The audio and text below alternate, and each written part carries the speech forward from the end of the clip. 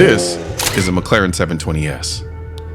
And this is Calvin's McLaren 720S. There's a difference.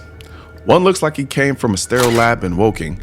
The other looks like he got dropped off by a Gundam with great taste and no chill. Because Calvin didn't just buy a supercar, he built a statement. He handed his 720S to Liberty Walk and said, "Go crazy." And they did. Liberty Walk is what happens when Japanese precision meets Bosozoku rebellion. Founded in the 90s by Wataru Kato, Liberty Walk started as a small shop modifying Kai cars. But Kato didn't want to just tune cars. He wanted to challenge how we see them. Then he took a Ferrari F40. Yes, that F40.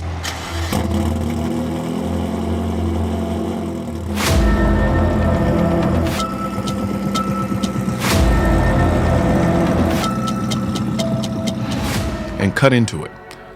Car culture lost its ever-fucking mind. But Kato didn't flinch, because to him, cars aren't sacred, they're personal.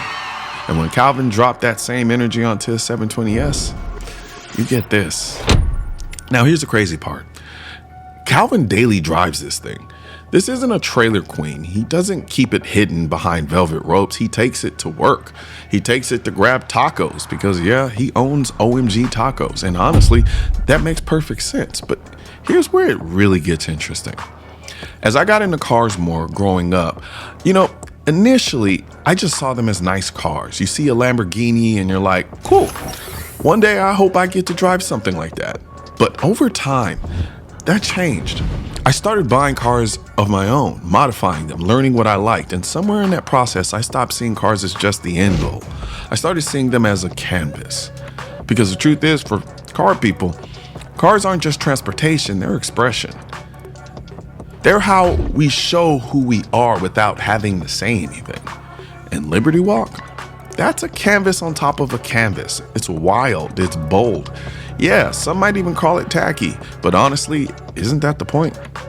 Why do we act like owning a car means preserving it for the next guy? Why are we so obsessed with resale value? You buy a car like this to enjoy it, to experience it, to make it yours. I know plenty of people with collections full of pristine, untouched supercars, but there's something different about a car that's been personalized, a car that reflects who you are. And Calvin's 720S, that's his. You don't see Liberty Walk McLarens every day. Hell, this is the first one I've ever seen in person.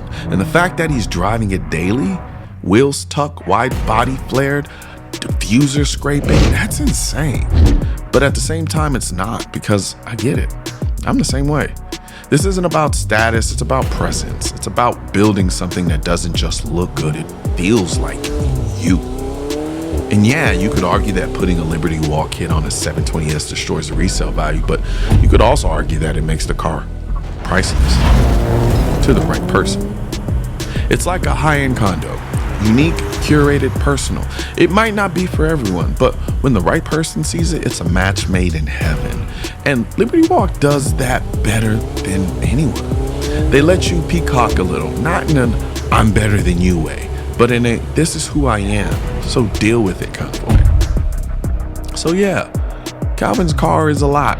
It's loud, it's wild, it's impractical, but it's authentic. And in a world full of copy-paste builds and cars kept in bubbles, that's rare.